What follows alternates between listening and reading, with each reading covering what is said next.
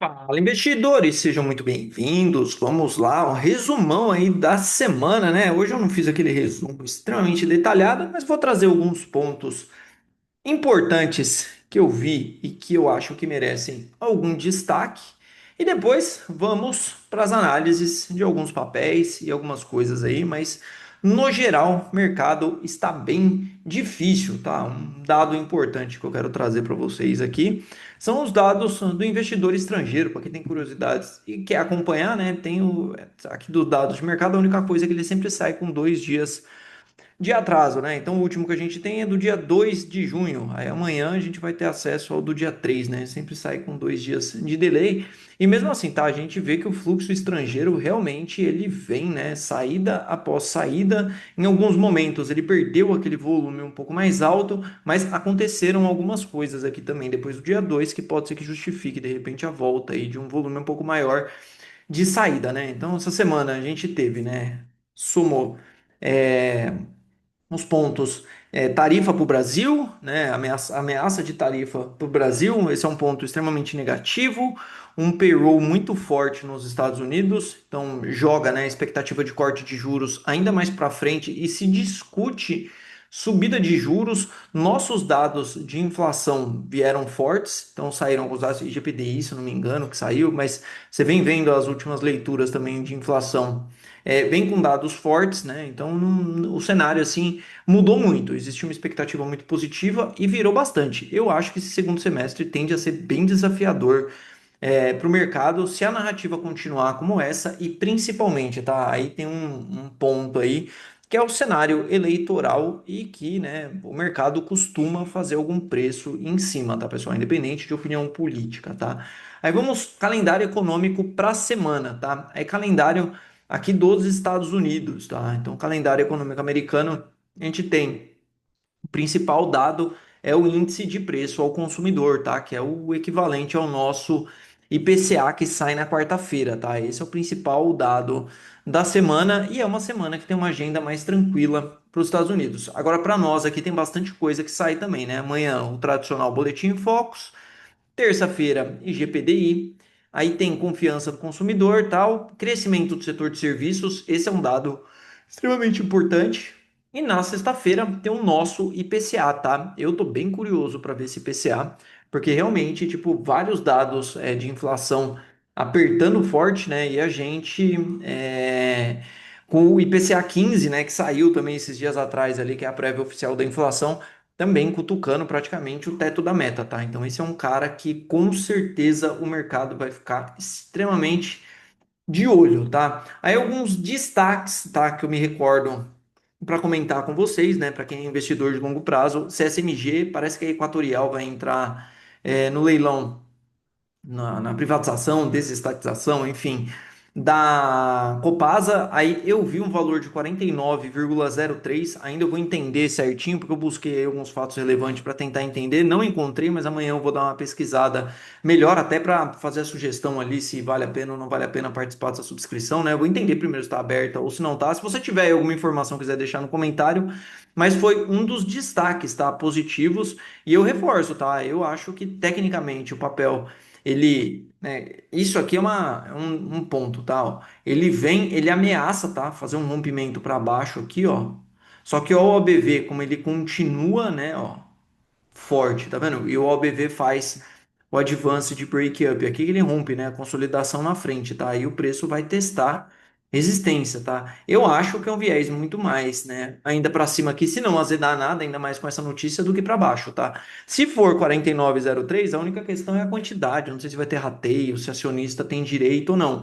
Mas se você, por exemplo, tiver direito certo, né? Ah, tem 1 quilo de Copasa, pô, posso subscrever, sei lá, 200, 300.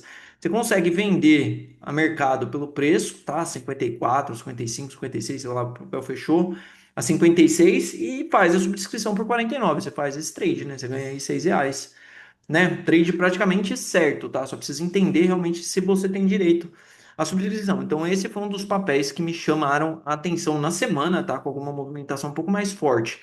Aí, entre os maiores papéis, tá? Aí, entre os maiores papéis, Vale 3 é um papel que caminha para um suporte importante, tá? Eu não gostei dessa batida, porque o papel ameaçou, né, romper lá em cima, ó. Candle bom, volume ok, tá vendo? Ó? E ele não chega nem ter força para romper lá em cima e vem testar ponto de suporte. Então pode ser que entre, tá? Ó, é uma região forte da Vale, tá? Depois vai ter a retração, aí tem a retração, né, de 61,8. Aí se perder, pode tentar pensar, né, naquele fundinho ali no 74,20. Esse foi um dos papéis também que chamaram a atenção, tá? É outro destaque, tá?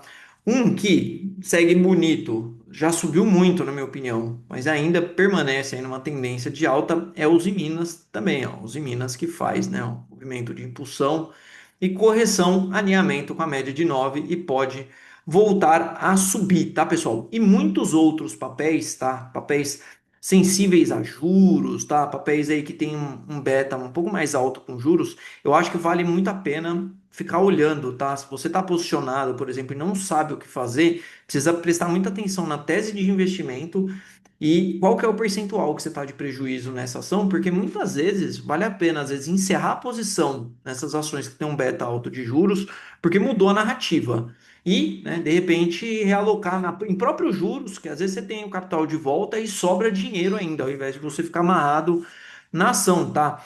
E alguns papéis, tá? Aí, somando essa narrativa, ó, caminhando para uns pontos de suporte muito forte. Então, por exemplo, você está posicionado em Cury abrindo tendência de baixa.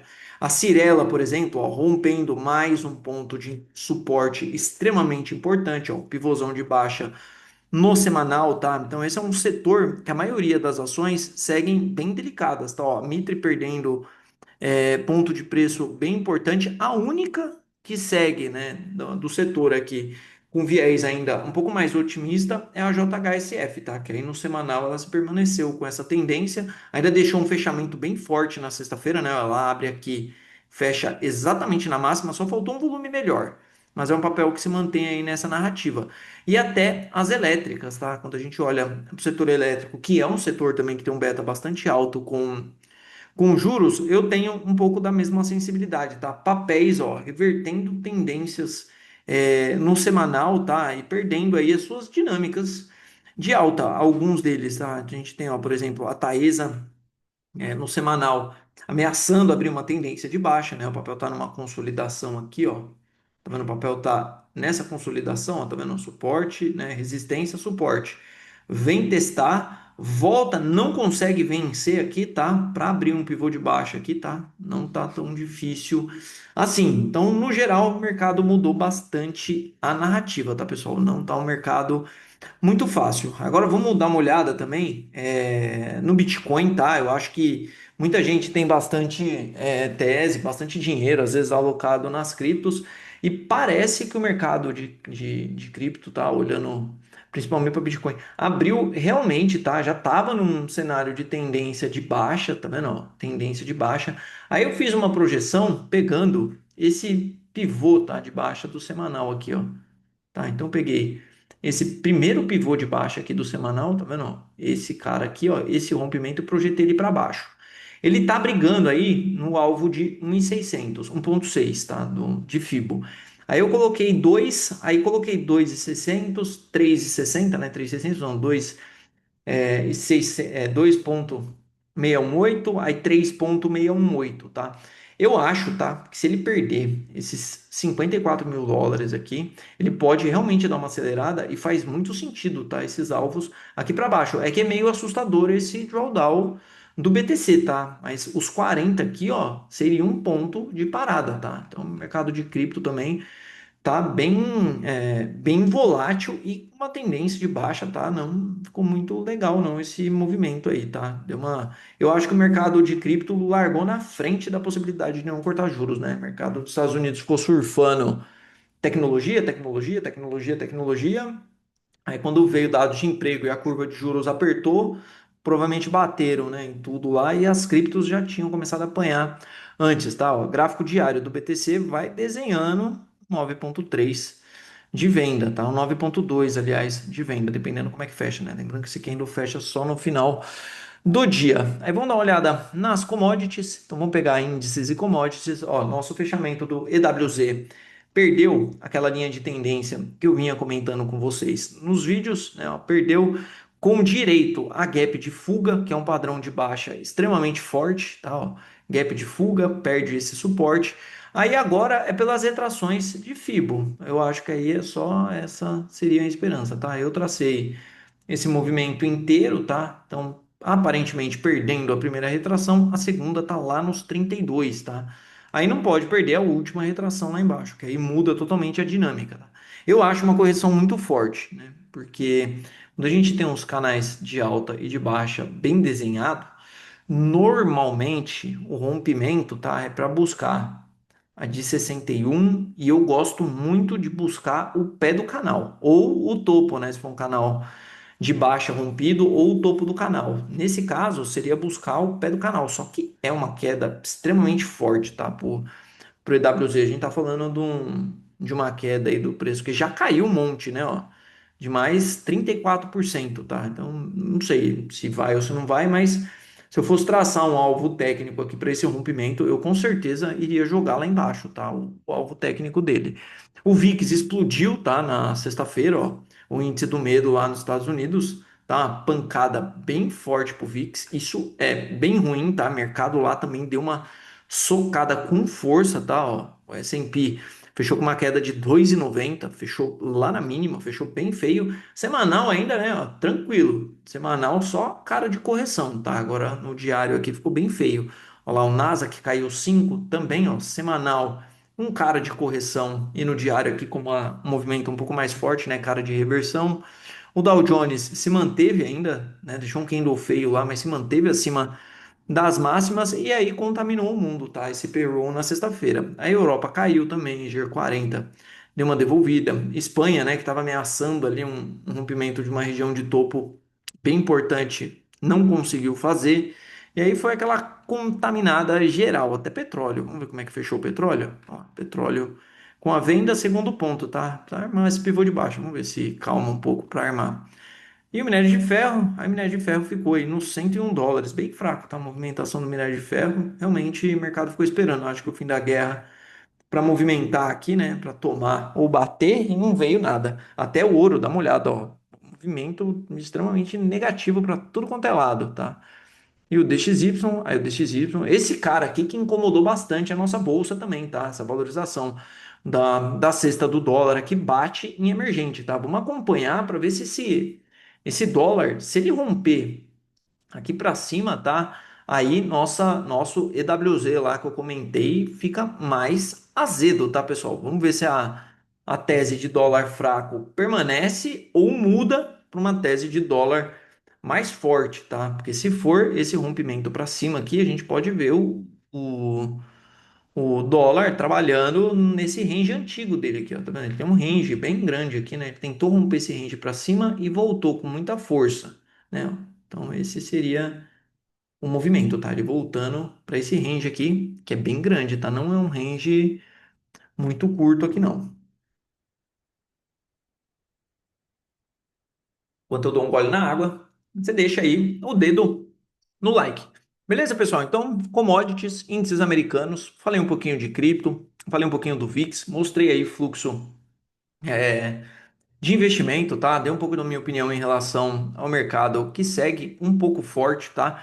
Para você que acompanha aí a área de membros e né, gosta aí do radar de oportunidades, tá difícil, tá, de encontrar as oportunidades, mercado muito bagunçado, né? Então, poucos, usando, né, os setups que eu gosto de operar no swing trade, poucas oportunidades, tá? Para essa semana, por exemplo, gráfico diário, eu encontrei BIF, tá? O BIF tem um 9,3 extremamente bonito de venda, tá vendo? Ó, uma correção limpíssima aqui para média de 9, tá? Se romper a mínima de sexta-feira, abre aí um setup de venda.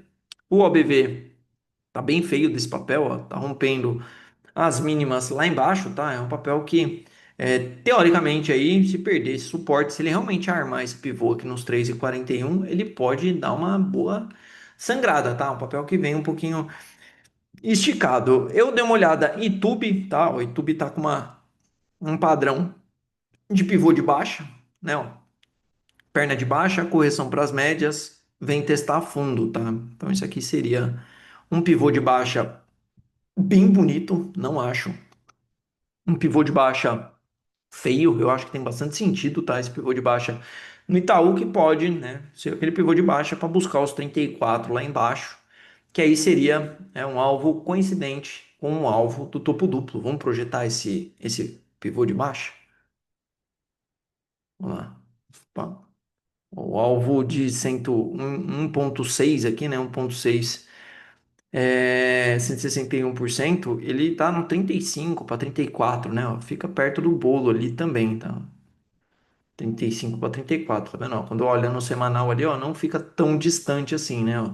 Então faz bastante sentido, tá? Pode ser um trade interessante, tá? Fiquei com a Copel do semanal, mas a Copel ficou brigada ali, né? E tem todos os ativos que estão ativados, tá? E estão seguindo aí. Para você que acompanha, tá? A área de membros, amanhã de manhã eu solto o vídeo com atualização desses papéis. Beleza, pessoal? Agradeço aí a atenção, a audiência. Amanhã estarei aí. Quem quiser, né, que tiver curiosidade de conhecer também nosso projeto lá de sala ao vivo, né, que eu fico amanhã toda ali, né, eu foco mais no day trade, mas eu fico, me dá um toque aí que de repente a gente consegue negociar até uma demonstração aí, você ficar aí uns dias vendo como funciona a dinâmica da sala. Um grande abraço e até mais.